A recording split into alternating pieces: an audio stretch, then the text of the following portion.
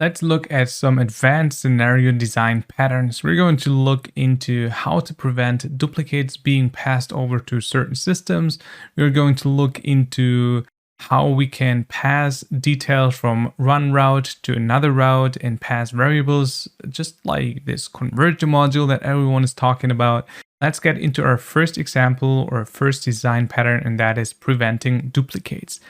I've prepared a small scenario over here that is simply taking our country areas list from the previous training data, and then it's iterating it and it's passing it over to a Google Sheet and either updating or adding a row depending on if it already exists in the Google Sheet or not. So our Google Sheet looks like this. We have country, area, and square kilometers created and updated. Here I'm planning to add the timestamps so I know exactly, okay, when was this row added and when was it updated. Now the individual setup, I already showed this module. We are getting the data from our training data. We parse the response. This needs to be turned on. Then in the advanced settings, we turn on the evaluate all states as arrows. Now we iterate the data so we get each country individually. And then the Google Sheet search rows, we use the spreadsheet that we've created with the sheet name ARE list. And then we filter by country name equal to the country that we get from our data. Remember, this needs to be a unique identifier. So it needs to be something that is really unique to that specific entry, like an email address, a user ID, or in our case, it's the country name, which is very unique. And usually I want to set the maximum number of return rows to 1 because there should only be one result and I only want to update one result. Then there are two filters, or a router and two filters. First, country exists if the row number was found. So the basic operator exists. That means the country was actually there inside the list. And then I want to simply update that specific row. So I use the same spreadsheet. I can also map that from my previous module here like this. And then also map the sheet name if you want to have it more dynamic. And you also use the row number here from the search rows module. So make knows which entry to update or which row to update. Then we add in the area and square kilometers value here, and we also overwrite the field updated with our current timestamp. So we get the correct timestamp inside our Google Sheet. The second path is country does not exist. So if the row number does not exist from our search rows module, we know, okay, this is actually a new entry. We have to add a new row. Same setup as the updated row, except there is no row number here because we're simply adding a new row. So spreadsheet, the sheet name, then we add in the country name, the area and square kilometers, and here we update the created timestamp and add in a now timestamp so we can refer back to this later. Let me run this once to show you how that looks like. Since there haven't been any entries in our Google Sheet before, it searched it 10 times and 10 times it found nothing as the output. So the total number of bundles is 0. And then the filter at the bottom, row number does not exist, matches 10 times here. So it matches for all of them. And that's why it added 10 new rows to our database here. So actually the created timestamp, this was formatted in a weird format. So you simply have to go to format and then number and change this to date and time format, like this, for example. And I will do the same for this one. So it actually formats it correctly right from the beginning. Now let's try to run this one more time and see what it does this time.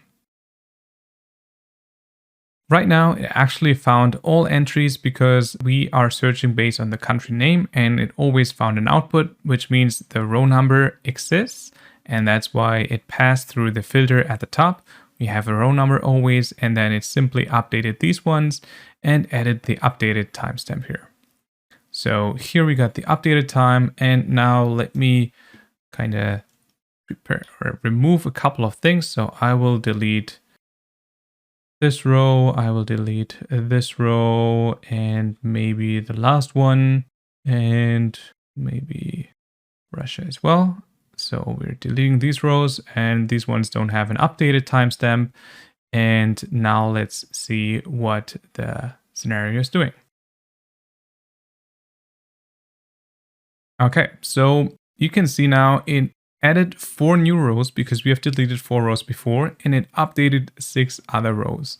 Because here are the results. Some haven't found anything. So for example, this one was filtering for Russia. It was not found in our list and was outputting 0. That's why it added a new row. And this one, Canada, was actually found, and that's why it went the upper path and updated the row. So to look at it on the Google Sheet, it added the updated timestamps and it added the created timestamps for the newly added rows. And now you get an updated database and you don't get any kind of duplicates. Common use case for this concept or pattern are databases, like in that case, or email contacts by searching an email first in your system, then updating the contact, or adding a new one if he doesn't exist before, or other things. Now let's get into a second advanced scenario pattern. We have the area of countries list one more time. So checking the output of this one, we get the 10 countries in our area list. The setup is the same as before. We get the URL, we have the parse response ticked, and then show advanced settings and evaluate all states as arrows. And then we're getting the data out. Now, our goal is to get the min, max, and average value of the area in square kilometers. So our array is over here, area in square kilometers. What we need to do for this one first is using an iterator to iterate our data, and then we can use aggregator. So we use the numeric aggregator to calculate the average, min, and max values of our area in square kilometers, using the iterator as the source. And now we are going to use the average first, and our value is the area in square kilometers. And now save this, ignore warnings, and run this once to see what the output is. And we get an average square kilometers of 7,358,703.9. So let's rename that to average. And then we also want to calculate the min. So if I add that in here, it will simply add a router. We can use that. And you can also use the router with aggregators, and we'll go through all paths. So right now we want to get the max out. Let's rename it right away. Max. Save, run once. And the max over here is 17,089,246 kilometers square. And getting out the min, let me just clone it this time, connecting it to the router and using the min here. And I will also rename that one. Make it beautiful, save, run once. And now the min value is 2,381,741. Now we want to get all this data out and want to send that in one single email. But how can we get these paths back together? There's no straight converter thing module that you can do to just connect it back together. And that's why we have to use a little workaround by setting a variable first. So set variable after this one, the numeric aggregator, we can just call it average. And then using the result of our previous module like this. And then we can rename it set average, average clone. And this is our max. We need to update the variable to use the new aggregator. And that is called set max. And then one more time. Here we could also skip that one, actually. So either like this, min, 1 second. So you can either do it like this and then use another router here to get multiple variables and then simply get the variables average, max, and min. And then send yourself an email or forward it somewhere else where you need it.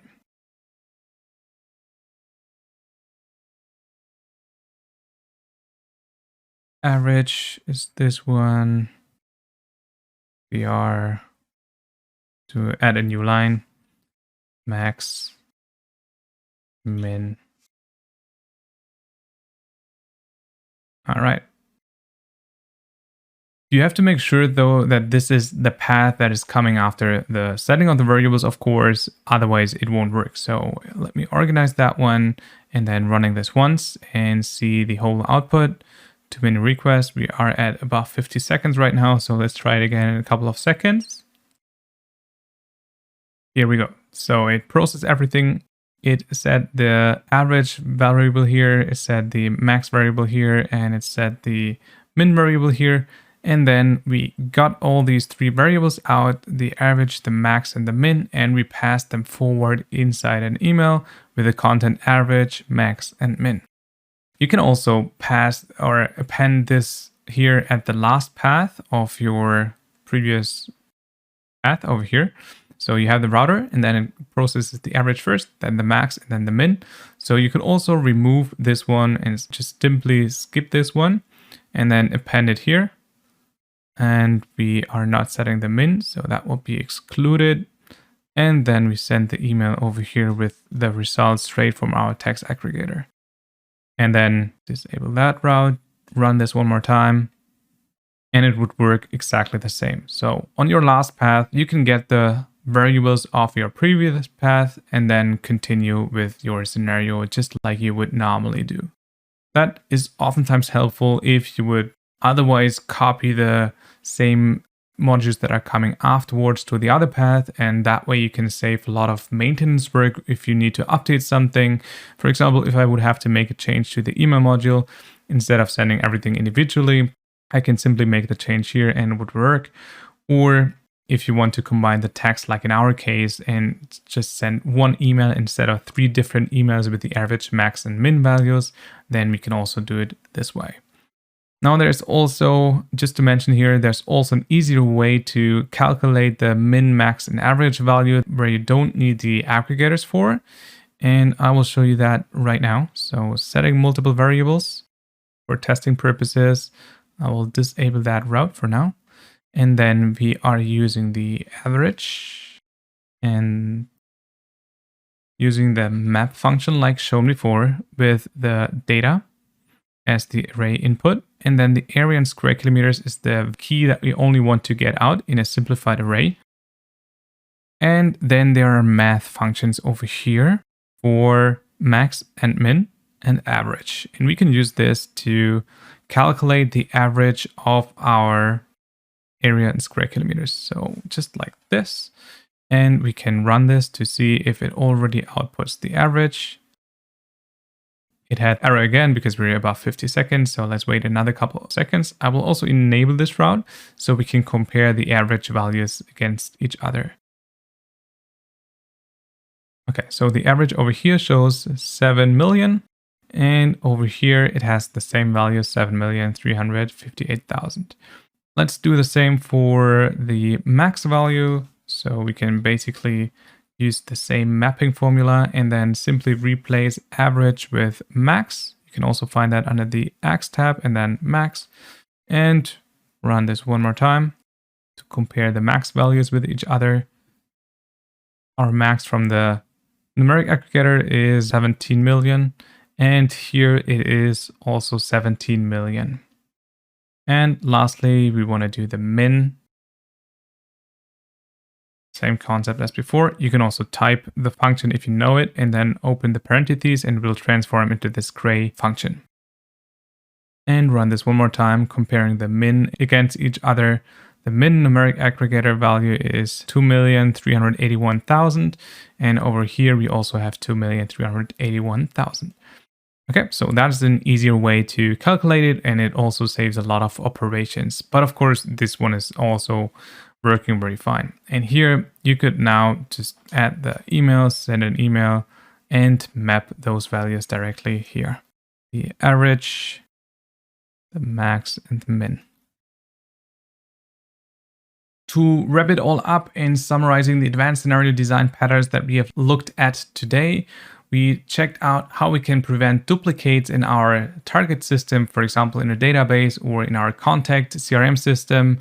We have looked at how we can pass variables from one path to another path, or using advanced average, max, and min functions directly with an array to summarize them and send them over in one single email. That's very helpful and it's a workaround for the converger module that a lot of people are looking for. Let's move on to the next lesson.